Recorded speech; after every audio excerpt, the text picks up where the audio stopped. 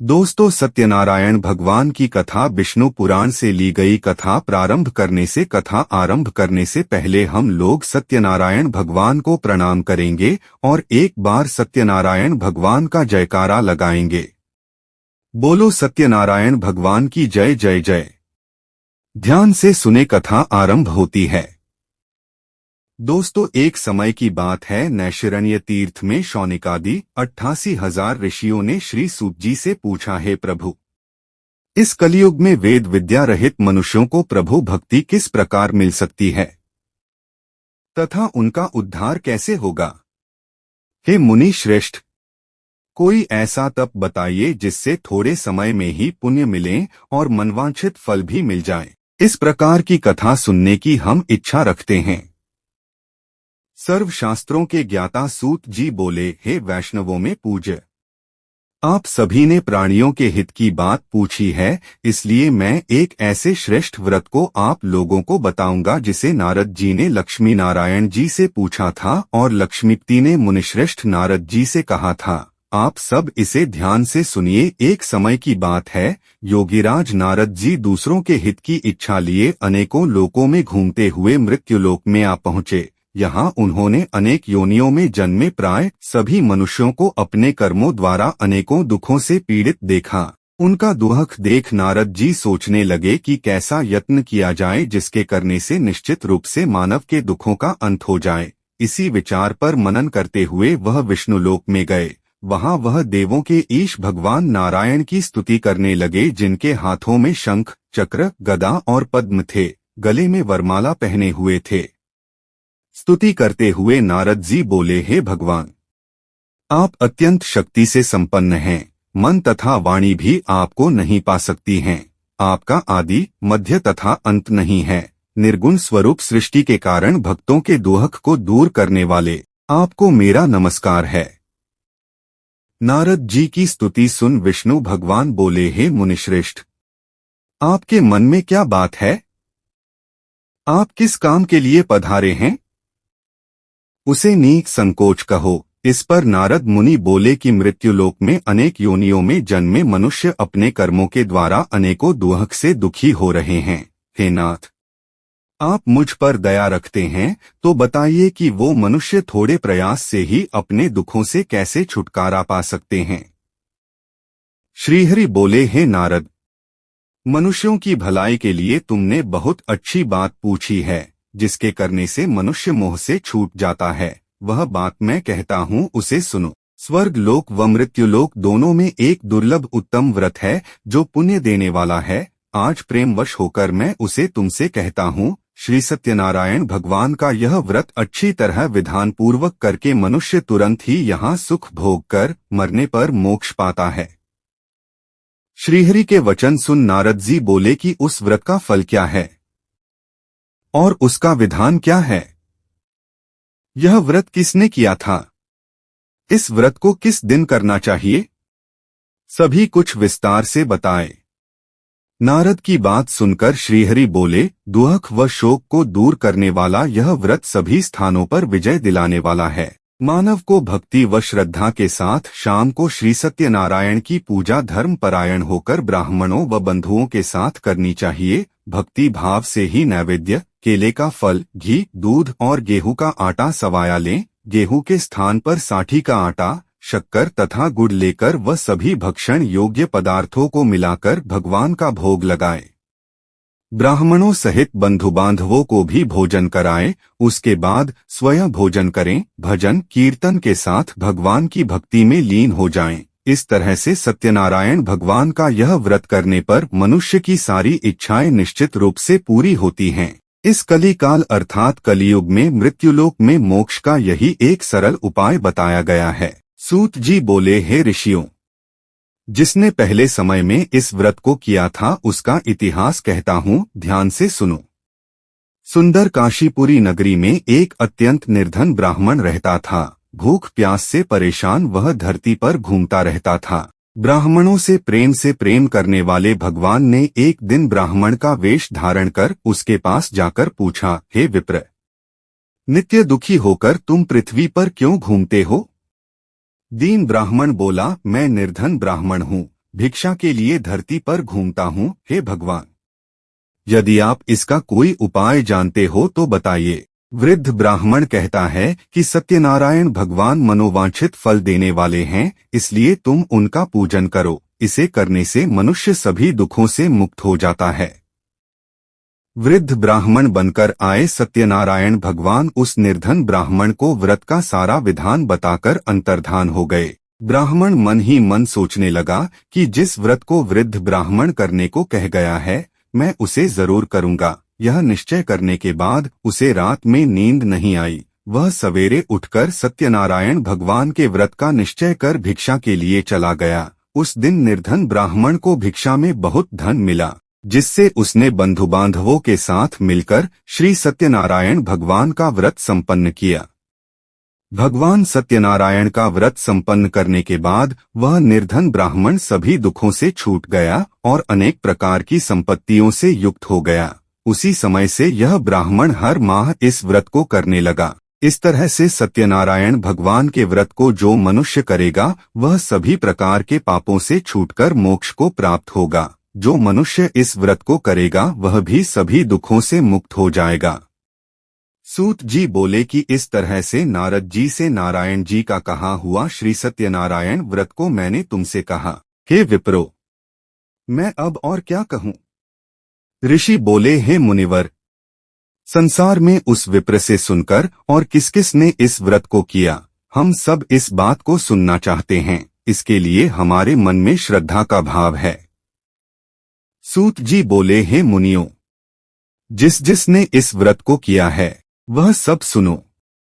एक समय वही विप्र धन व ऐश्वर्य के अनुसार अपने बंधु बांधवों के साथ इस व्रत को करने को तैयार हुआ। उसी समय एक लकड़ी बेचने वाला बूढ़ा आदमी आया और लकड़ियां बाहर रखकर अंदर ब्राह्मण के घर में गया।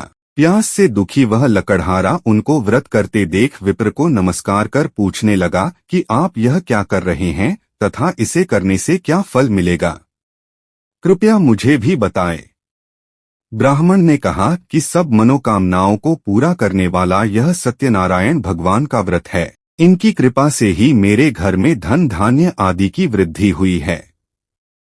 विप्र से सत्यनारायण व्रत के बारे में जानकर लकड़हारा बहुत प्रसन्न हुआ। चरणामृत लेकर व प्रसाद खाने के बाद वह अपने घर गया। लकड़हारे ने अपने मन में संकल्प किया कि आज लकड़ी बेचने से जो धन मिलेगा उसी से श्री सत्यनारायण भगवान का उत्तम व्रत करूंगा। मन में इस विचार को ले बूढ़ा आदमी सिर पर लकड़ियां रख उस नगर में बेचने गया जहां धनी लोग ज्यादा रहते थे। उस नगर में उसे अपनी लकड़ियों का दाम पहले से 4 गुना अधिक मिलता है। बूढ़ा प्रसन्नता के साथ दाम लेकर केले, शक्कर, घी, दूध, दही और गेहूं का आटा ले और सत्यनारायण भगवान के व्रत की अन्य सामग्रियां लेकर अपने घर गया। वहां उसने अपने बंधु बांधवों को बुलाकर विधि विधान से सत्यनारायण भगवान का पूजन और व्रत किया। इस व्रत के प्रभाव से वह बूढ़ा लकड़हारा धन पुत्र आदि से युक्त होकर संसार के समस्त सुख भोग अंत काल में बैकुंठ धाम चला गया। सूत जी बोले, हे श्रेष्ठ मुनियों, अब आगे की कथा कहता हूँ। पहले समय में उल्कामुख नाम का एक बुद्धिमान राजा था। वह सत्यवक्ता और जितेंद्रिय था। प्रतिदिन देव स्थानों पर जाता और निर्धनों को धन देकर उनके कष्ट दूर करता था। उसकी पत्नी कमल के समान मुख वाली तथा सती साध्वी थी। भद्रशिला नदी के तट पर उन दोनों ने श्री सत्यनारायण भगवान का व्रत किया। उसी समय साधु नाम का एक वैश्य आया। उसके पास व्यापार करने के लिए बहुत सा धन भी था। राजा को व्रत करते देखकर वह विनय के साथ पूछने लगा, हे राजन, भक्तिभाव से पूर्ण होकर आप यह क्या कर रहे हैं? मैं सुनने की इच्छा रखता हूँ तो आप मुझे बताएं।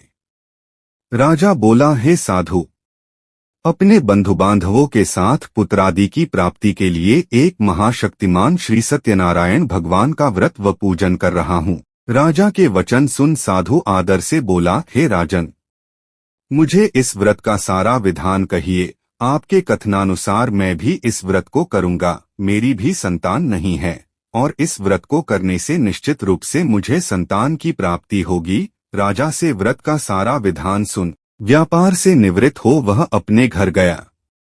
साधु वैश्य ने अपनी पत्नी को संतान देने वाले इस व्रत का वर्णन कह सुनाया और कहा कि जब मेरी संतान होगी तब मैं इस व्रत को करूंगा। साधु ने इस तरह के वचन अपनी पत्नी लीलावती से कहे।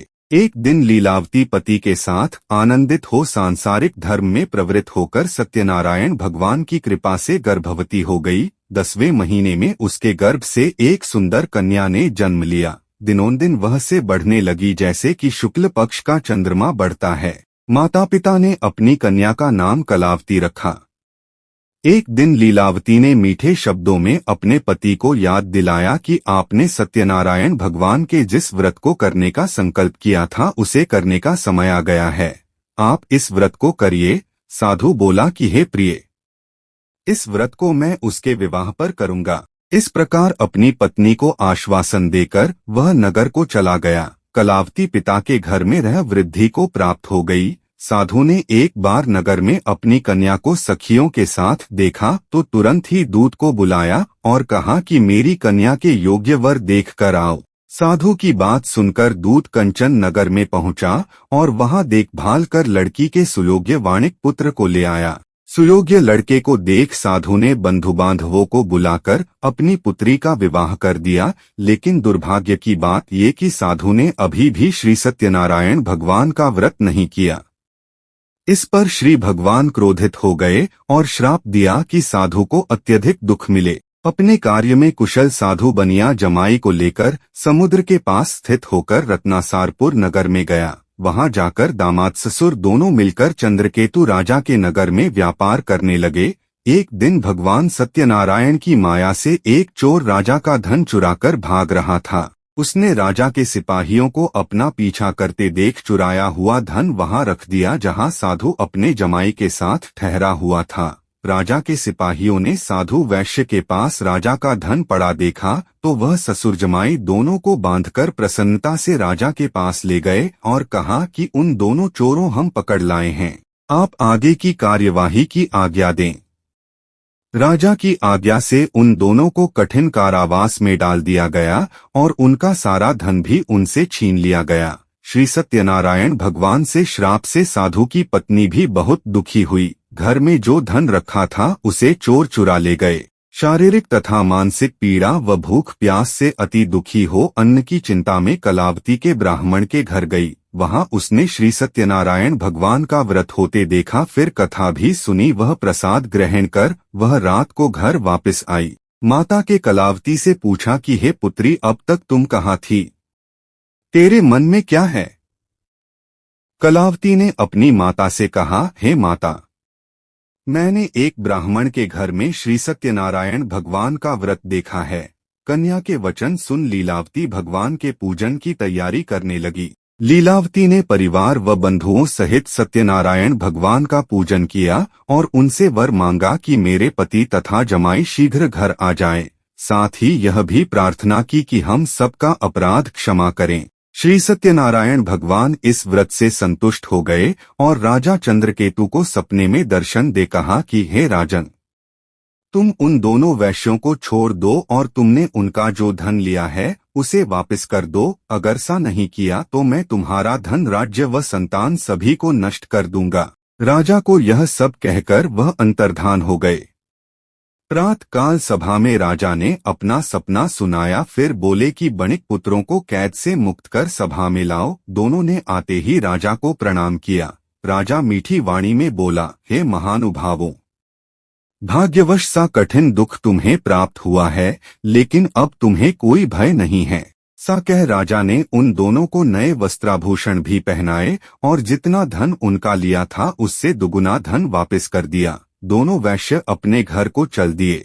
सूतजी बोले, वैश्य ने मंगलाचार कर अपनी यात्रा आरंभ की और अपने नगर की ओर चल दिए। उनके थोड़ी दूर जाने पर एक दंडी वेशधारी श्री सत्यनारायण ने उनसे पूछा, हे साधु, तेरी नाव में क्या है? अभिवाणी वणिक हंसता हुआ बोला, हे दंडी, आप क्यों पूछते हो? क्या धन लेने की इच्छा है? मेरी नाव में तो बेल व पत्ते भरे हुए हैं। वैश्य के कठोर वचन सुन भगवान बोले, तुम्हारा वचन सत्य हो। दंडी से वचन कह वहां से दूर चले गए। कुछ दूर जाकर समुद्र के किनारे बैठ गए। दंडी के जाने के बाद साधु वैश्य ने नित्य क्रिया के पश्चात नाव को ऊंची उठते देखकर अचंभा माना और नाव में बेलपत्ते आदि देख वह मूर्छित हो जमीन पर गिर पड़ा। मूर्छा खुलने पर वह अत्यंत शोक में डूब गया। तब उसका दामाद बोला कि आप शोक न मनाएं, यह दंडी का शाप है, इसलिए हमें उनकी शरण में जाना चाहिए, तभी हमारी मनोकामना पूरी होगी। दामाद की बात सुनकर वह दंडी के पास पहुंचा और अत्यंत भक्तिभाव नमस्कार करके बोला, मैंने आपसे जो जो असत्य वचन कहे थे उनके लिए मुझे क्षमा दें। सा कहकर महान शोकातुर हो रोने लगा। तब दंडी भगवान बोले, हे वणिक पुत्र, मेरी आज्ञा से बार बार तुम्हें दुख प्राप्त हुआ है, तू मेरी पूजा से विमुख हुआ। साधु बोला, हे भगवान, आपकी माया से ब्रह्मा आदि देवता भी आपके रूप को नहीं जानते, तब मैं अज्ञानी कैसे जान सकता हूँ। आप प्रसन्न होइए, अब मैं सामर्थ्य के अनुसार आपकी पूजा करूँगा। मेरी रक्षा करो और पहले के समान नौका में धन भर दो। साधु वैश्य के भक्तिपूर्वक वचन सुनकर भगवान प्रसन्न हो गए और उसकी इच्छानुसार वरदान देकर अंतर्धान हो गए। ससुर जमाई जब नाव पर आए तो नाव धन से भरी हुई थी। फिर वहीं अपने अन्य साथियों के साथ सत्यनारायण भगवान का पूजन कर अपने नगर को चल दिए। जब नगर के नजदीक पहुँचे तो दूत को घर पर खबर करने के लिए भेज दिया। दूत साधु की पत्नी को प्रणाम कर कहता है कि मालिक अपने दामाद सहित नगर के निकट आ गए हैं। दूत की बात सुन साधु की पत्नी लीलावती ने बड़े हर्ष के साथ सत्यनारायण भगवान का पूजन कर अपनी पुत्री कलावती से कहा कि मैं अपने पति के दर्शन को जाती हूँ, तू कार्य पूर्ण कर शीघ्र आ जा। माता के से वचन सुन कलावती जल्दी में प्रसाद छोड़ अपने पति के पास चली गई। प्रसाद की अवज्ञा के कारण श्री सत्यनारायण भगवान रुष्ट हो गए और नाव सहित उसके पति को पानी में डुबो दिया। कलावती अपने पति को वहां ना पाकर रोती हुई जमीन पर गिर गई। नौका को डूबा हुआ देख व कन्या को रोता देख साधु दुखी होकर बोला कि हे प्रभु, मुझसे तथा मेरे परिवार से जो भूल हुई है उसे क्षमा करें। साधु के दीन वचन सुनकर श्री सत्यनारायण भगवान प्रसन्न हो गए और आकाशवाणी हुई, हे साधु, तेरी कन्या मेरे प्रसाद को छोड़कर आई है, इसलिए उसका पति अदृश्य हो गया है। यदि वह घर जाकर प्रसाद खाकर लौटती है तो इसे इसका पति अवश्य मिलेगा। सी आकाशवाणी सुन कलावती घर पहुंचकर प्रसाद खाती है और फिर आकर अपने पति के दर्शन करती है। उसके बाद साधु अपने बंधु बांधवों सहित श्री सत्यनारायण भगवान का विधि विधान से पूजन करता है। इस लोक का सुख भोग वह अंत में स्वर्ग जाता है। सूत जी बोले, हे ऋषियों, मैं और भी एक कथा सुनाता हूँ, उसे भी ध्यानपूर्वक सुनो। प्रजापालन में लीन तुंगध्वज नाम का एक राजा था। उसने भी भगवान का प्रसाद त्याग कर बहुत ही दुखसान किया। एक बार वन में जाकर वन्य पशुओं को मारकर वह बड़ के पेड़ के नीचे आया। वहां उसने ग्वालों को भक्तिभाव से अपने बंधुओं सहित सत्यनारायण भगवान का पूजन करते देखा। अभिमानवश राजा ने उन्हें देखकर भी पूजा स्थान में नहीं गया और न ही उसने भगवान को नमस्कार किया। ग्वालों ने राजा को प्रसाद दिया, लेकिन उसने वह प्रसाद नहीं खाया और प्रसाद को वहीं छोड़ वह अपने नगर को चला गया। जब वह नगर में पहुंचा तो वहां सब कुछ तहसनहस हुआ पाया तो वह शीघ्र ही समझ गया कि यह सब भगवान ने ही किया है। वह दोबारा ग्वालों के पास पहुंचा और विधि पूर्वक पूजा करके प्रसाद खाया तो श्री सत्यनारायण भगवान की कृपा से सब कुछ पहले जैसा हो गया। दीर्घकाल तक सुख भोगने के बाद मरणोपरांत उसे स्वर्गलोक की प्राप्ति हुई। जो मनुष्य परम दुर्लभ इस व्रत को करेगा तो भगवान सत्यनारायण की अनुकंपा से उसे धन धान्य की प्राप्ति होगी, निर्धन धनी हो जाता है और भयमुक्त हो जीवन जीता है। संतानहीन मनुष्य को संतान सुख मिलता है और सारे मनोरथ पूर्ण होने पर मानव अंतकाल में बैकुंठ धाम को जाता है।